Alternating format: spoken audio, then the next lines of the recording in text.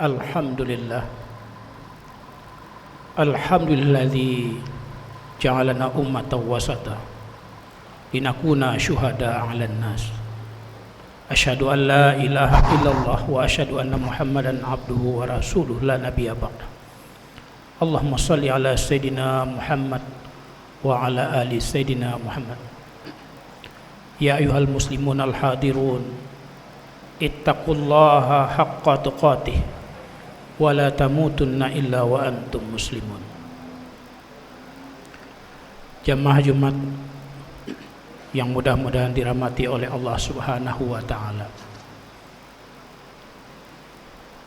Marilah kita sama-sama bersyukur kehadirat Allah Subhanahu wa taala atas segala limpahan rahmat dan karunia yang telah, sedang dan yang akan diberikan kepada kita. Mudah-mudahan rasa syukur ini kita jadikan sebagai wujud pengabdian kita, sebagai bentuk pengakuan kita sebagai hamba terhadap Allah Subhanahu wa taala. Meskipun setiap makhluk punya caranya bersyukur dengan sendiri-sendirinya, tapi kita dituntun oleh Allah bagaimana cara bersyukur sesuai dengan tuntunan Al-Quran dan Sunnah Rasulullah Sallallahu Alaihi Wasallam. Salawat dan salam kita sampaikan juga kepada Nabi besar Muhammad Sallallahu Alaihi Wasallam. Mudah-mudahan salawat yang kita sampaikan ini juga menjadi wasilah bagi kita seandainya nanti di yaumul akhir terdapat kekurangan-kekurangan yang menyebabkan kita tidak bisa masuk surga. Mudah-mudahan salawat itu menjadi wasilah yang menolong, membantu kita, meringankan beban kita bisa mendapatkan surganya Allah Subhanahu wa taala. Jamaah Jumat yang berbahagia, pada kesempatan kali ini tema yang akan kita bawakan adalah memaksimalkan potensi akal dan kalbu untuk lebih mensyukuri nikmat Allah Subhanahu wa taala. Kita punya pedoman, kita punya buku, kita punya kitab. Al-Quran itu diberikan beberapa nama. Yang pertama diberi nama kitab, yaitu bentuk tulisan. Yang berikutnya lagi Al-Quran disebut Al-Quran karena dia adalah bacaan. Al-Quran juga diterjemahkan dengan Al-Furqan, pembeda yang baik dan yang salah, hak dan batil. Al-Quran juga disebut Az-Zikra, peringatan. Al-Quran juga disebut Ar-Rahmah, rahmat dari Allah Subhanahu wa ta'ala. Semuanya itu bisa kita pahami dan kita tahu kalau Al-Quran yang kita maknai ini sebagai bacaan itu kalau kita baca. Kalau kita tidak membaca, maka kita tidak akan mendapatkan informasi apapun. Orang-orang ahli mengatakan bahwa buku adalah sumbernya ilmu, kuncinya adalah membaca. Tapi buku ilmu pengetahuan yang ditulis oleh manusia hanya berorientasi pada satu sisi kehidupan manusia saja, yaitu bersifat duniawi. Ketika Al-Quran dimaknai sebagai bacaan, Al-Quran kalamullah, maka dia memuat dua orientasi. Orientasi dunia, orientasi akhirat, orientasi jangka pendek dan orientasi jangka panjang. Ketika kita memahami sebagai Quran adalah bacaan, ketika kita membacanya, ketika Al-Quran dimaknai Al-Furqan, ada pembeda di situ, pembeda mana yang hak, mana yang batil. Pembeda itu dituntun oleh Allah dengan menjelaskan apa yang diinginkan Allah. Kalau hanya logika yang kita gunakan dalam kehidupan ini tidak dituntun oleh Al-Quran, maka semua orang akan melakukan apa yang dia inginkan karena mengandalkan logika saja. Kalau logika yang dipakaikan oleh manusia, manusia mengatakan, maka tidak ada hukuman berzina bagi seseorang pun. Kalau dia melakukan itu atas dasar suka sama suka, tidak ada paksaan dan tidak ada yang dirugikan. Ketika logika berbicara, maka itu adalah sah.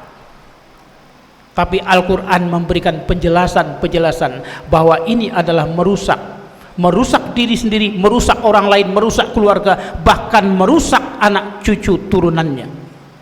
Jadi Al-Quran mencoba memberikan batasan, memberikan pandangan dunia yang tidak semata-mata berlogika pada akal pikiran manusia, tapi juga dituntun oleh nurani. Ada akal yang bersemayam di kepala, tapi ada akal yang terletak di dalam batin, dan itu adalah otaknya dari akal pikiran manusia. Kalau hanya mengandalkan pikiran saja, pikiran yang kita jadikan sebagai acuan dan kita tunduk kepada pikiran itu, maka semuanya akan membuat menjadi rusak. Kalau batin yang kita gunakan lebih awal, maka pikiran-pikiran kita itu terbentuk oleh pelajaran-pelajaran dan termasuk ilham-ilham dari batiniah kita. Quran luar biasa. Membacanya saja kita dapat pahala, mendengarkan saja kita dapat pahala, apalagi memahaminya saja kita tidak dapat pahala. Tidak satu pun buku kitab suci yang dianggap oleh orang sebagai kitab suci hari ini yang bisa mengalahkan Al-Quran. Tidak ada kitab yang membacanya saja kita dapat pahala, mendengarkan dapat pahala, apalagi memahami dan menjalankannya. Hanya satu-satunya kitab di dunia ini adalah Al-Quran. Kembali kepada apa yang Khatib sampaikan tadi, bagaimana memaksimalkan potensi akal dan memaksimalkan potensi batin untuk lebih bersyukur kepada Allah Subhanahu wa ta'ala. Ayat Al-Quran memicu kita, mendorong kita, mensupport kita untuk mengenakan potensi yang Khatib sebutkan tadi, potensi akal dan potensi kalbu. Setiap Al-Quran, beberapa ayat dari Al-Quran ketika menjelaskan sesuatu, banyak ayat itu diakhiri oleh afala ta'qilun, afala tatafakkarun, afala tatadabbarun, afala tubsirun. Dua hal yang disebutkan tadi adalah memotivasi, merangsang akal kita untuk berpikir. Sementara yang dua tadi merangsang kita menggunakan batiniah yang terdalam dari diri kita untuk memahami, untuk mempelajari yang terdalam yang ingin dikatakan oleh Allah Subhanahu wa ta'ala.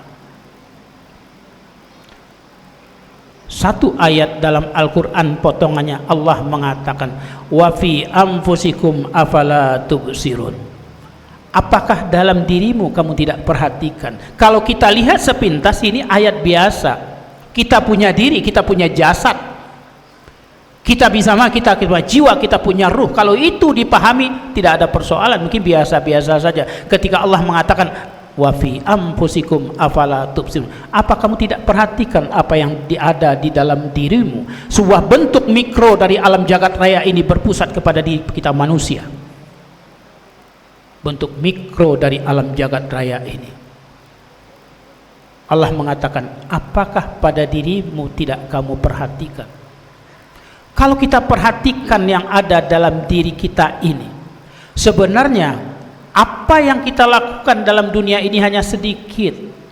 Banyak hal-hal yang tidak pernah kita lakukan dan kita tidak pernah tahu sebenarnya. Sebagai contoh, kita tidak pernah tahu berapa jumlah urat sel yang ada dalam tubuh kita manusia. Tidak pernah kita tahu. Ketika kita minum, batas yang kita lakukan hanya menuangkan air ke dalam gelas kemudian kita minum. Ketika kita makan hanya mengambil nasi, kita taruh di dalam piring kemudian kita masukkan ke mulut, kita kunyah. Proses selanjutnya tidak ada yang kita tahu. Bagaimana air minum tadi, bagaimana makanan tadi diproses di dalam tubuh kita, bagaimana dia membagi semua yang kita makan ini bahagian untuk daging, ini bahagian untuk tulang, ini untuk sumsum, ini untuk otak, ini untuk benak, ini untuk darah, dan ini untuk yang lainnya. Kita tidak pernah tahu setelah kita makan. Semuanya adalah dikerjakan atas izin Allah, tunduk kepada perintah Allah. Yang kita lakukan hanya minum dan makan. Semua proses dalam tubuh tidak ada yang kita tahu. Banyak sekali itu yang terjadi. Sehebat-hebatnya manusia mempelajari, hanya mengetahui ini bekerja seperti ini. Tapi dari makanan yang kita makan itu, mana yang porsi daging, kita nggak tahu makanan itu. Mana yang porsi darah. Kemudian dia bagi ke seluruh tubuh dan kita berkembang menjadi manusia yang tadi bayi. Kita tidak pernah tahu sedikit pun. Bahkan kuku kita memanjang pun dari makanan kita tidak pernah kita rasakan. Ada kesemutan di ujung jari ini, kuku kita lagi tumbuh dan berkembang, tidak tahu. Dan kita juga tidak tahu rambut kita menjadi panjang kapan panjangnya, kita tidak pernah merasakan itu. Dan ketika pertumbuhan terjadi dalam tubuh kita, kemudian daging kita bertambah, darah kita bertambah, sum-sum sel dan tulang-tulang otak benak kita bertambah, kita tidak pernah tahu. Yang kita tahu hanyalah makan dan minum. Setelah itu proses itu Allah yang bekerja. Sedikit sekali dalam hidup ini yang bisa kita lakukan. Kalau demikian, apa tidak pernah kita mengucapkan rasa syukur kepada Allah Subhanahu wa taala dengan kerja yang sedikit? Maka rasa syukur itu harus kita maksimalkan ketika potensi kita berpikir dan kita mencoba memahami sesuatu pakai kalbu, maka rasa syukur itu akan bertambah dan akan bertambah. Sebagai anak sekolah, enggak khawatir kita. Khawatir dulu dari SD nggak bisa tamat kita SD, sekolah SMP tamat SMP, SMA tamat SMA, yang kuliah tamat kuliah. Tidak pernah kita pikirkan kalau berdasarkan hitungan logika, tidak pernah kita pikir. Tapi sampai hari ini kita tetap menjalankan itu. Dan tidak pernah kita satu hari pun tidak makan. Sampai hari ini kita makan. Sampai hari ini kita bergerak. Sampai hari ini kita bernapas. Dan sampai hari ini kita datang ke masjid untuk sholat. Dan sampai hari ini kita masih bisa melakukan ruku dan sujud, dan kita masih menggunakan pakaian yang tidak pernah terpikirkan sebelumnya. Kalau itu kita pahami, apakah masih pantas ketika khatib naik mimbar menyampaikan tausiahnya masih main handphone? Apakah masih pantas? Apakah masih pantas ngobrol kiri kanan? Khatib bukan Allah tapi menyampaikan pesan-pesannya. Apa masih pantas? Apakah masih pantas ketika azan dikumandangkan kita masih berleha-leha di tempat duduk menunggu orang mau sholat? Apakah masih pantas menunggu khatib selesai baca ayat kemudian melakukan rukuk yang pertama kemudian kita ikut, menganggap diri kita sebagai masbuk padahal waktu kita banyak? Mana rasa syukur kita kepada Allah Subhanahu wa taala? Syukur itu bentuknya dua. Satu dengan ucapan, kita ucapkan alhamdulillahirabbil alamin. Syukur yang kedua, fa amma bi ni'mati rabbika fahadits. Kalau dapat nikmat Tuhan, sebarkan, sampaikan bentuk syukur. Kalau alhamdulillah mungkin dalam tataran yang paling bawah, tapi dalam tataran yang paling tinggi, syukur itu adalah berbagi. Tidak mampu berbagi dalam bentuk harta, bukankah senyuman juga sedekah? Memberi nasihat juga sedekah? Tidak melakukan kejahatan juga sedekah? Mengajarkan orang kebaikan juga adalah sedekah. Maka di saat itulah kita bisa memahami bahwa kita mencoba meningkatkan rasa syukur kita kepada Allah Subhanahu wa taala. Kapankah rasa syukur itu muncul? Ketika kita menatap ke bawah. Ketika kita menatap ke bawah, rasa syukur pasti muncul. Ketika dibalik tatapan ke atas, rasa syukur mungkin akan hilang dari kehidupan kita. Kenapa? Pembandingnya terlalu tinggi. Kita membandingkan sesuatu dengan diri kita yang kita tidak bisa melampaui apa yang kita lihat ke atas. Makanya sholat diajarkan, tidak ada sholat menghadap kiblat, mata menatap ke depan, melihat ke tempat sujud supaya bersyukur. Ruku juga ke bawah, sujud juga ke bawah. Puasa juga mengajarkan rasa syukur. Bagaimana rasanya tidak makan, bagaimana berbagi pada orang tidak mampu. Zakat juga bersyukur. Sebegitu banyak nikmat yang diberikan Allah kepada kita, masihkah kita akan kikir? Juga mengajarkan bersyukur. Naik haji juga bentuk rasa syukur karena sudah punya kemampuan kemudian berangkat menunaikan ibadah haji. Bahkan bersahadat juga adalah bentuk rasa bersyukur. Karena orang-orang yang bersahadatlah yang mengawali kehidupannya untuk belajar bersyukur kepada Allah Subhanahu wa taala. Jamaah Jumat yang mudah-mudahan sama-sama dimuliakan oleh Allah Subhanahu wa taala. Kalau Al-Qur'an masih dalam bentuk bacaan dalam pikiran kita, kita tingkatkan lagi, tidak lagi dalam bentuk bacaan, tapi mencoba memahaminya. Kalau sudah memahaminya, mempraktekkannya, sehingga orang-orang orientalis, orang-orang yang Kristen, yang para pendeta, para pastor meyakini bahwa 90% umat Islam Indonesia ini tidak paham dengan Al-Quran. Makanya gampang dia menyesatkan kita, gampang dia mengajar kita, gampang dia menarik kita. Kenapa? Karena kita tidak kembali kepada apa yang menjadi tuntunan pedoman hidup kita itu. Mungkin pasti kita tidak akan bisa memahami secara utuh, melakukan apa yang katakan Quran sepenuhnya, pasti tidak bisa. Tapi perlahan-lahan apa yang disampaikan oleh Al-Quran tentu akan bisa kita lakukan. Ketika syukur itu muncul dalam diri kita, maka Allah mengatakan la in syakartum la azidanakum wa la in kafartum inna azabi lasyadid. Akan kutambahi. Allah tidak menyebut harta, tapi bisa saja ditambahi harta, ditambahi kenikmatan, ditambahi kebahagiaan. Karena orang-orang yang bersyukur pasti bahagia, pasti tenang. Orang bersyukur pasti tidak iri hati. Orang bersyukur tidak akan menyakiti orang lain. Hanya orang-orang yang bersyukurlah yang bisa berbahagia. Orang-orang yang kaya tidak tentu bersyukur, tapi orang bersyukur pasti dia sudah kaya. Kaya apa? Kaya khasanah batin yang dia miliki. Jamaah Jumat yang mudah-mudahan sama-sama dimuliakan oleh Allah Subhanahu wa taala.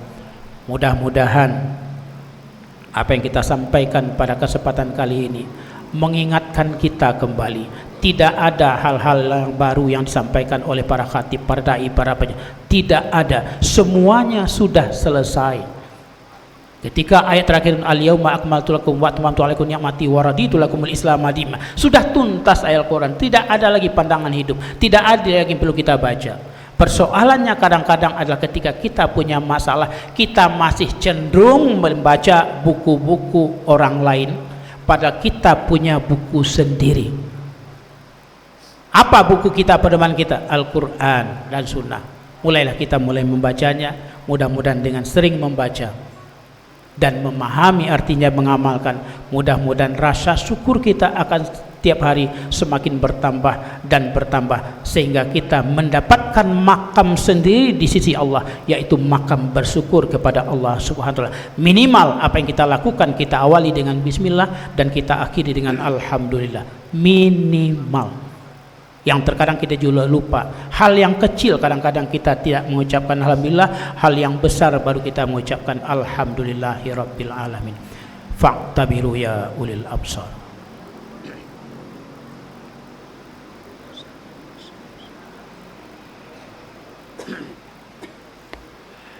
Alhamdulillahilladzi arsala rasulahu bil huda wa dinil haqq liyuzhirahu 'ala dini kullihi walau karihal kafirun. Asyhadu an la ilaha illallah wa asyhadu anna muhammadan abduhu wa rasuluhu la nabiyya. Allahumma shalli ala sayyidina wa ala sayyidina Muhammad kama shallaita wa ala ali Ibrahim wa barik ala Muhammad wa ala ali Muhammad kama barakta ala wa ala ali Ibrahim innaka Hamidul Majid. Ya ayyuhal muslimun al hadirun ittaqullaha haqqa tuqatih wa la tamutunna illa wa antum muslimun. Qala Allah Ta'ala fi kitabil karim, bismillahirrahmanirrahim, innallaha malaikatahu yusalluna 'alan nabi ya ayyuhalladzina amanu sallu 'alaihi wa sallimu taslima. Astaghfirullahaladzim, astaghfirullah, astaghfirullah. A'udzubillahi minasyaitonir rajim. Bismillahirrahmanirrahim.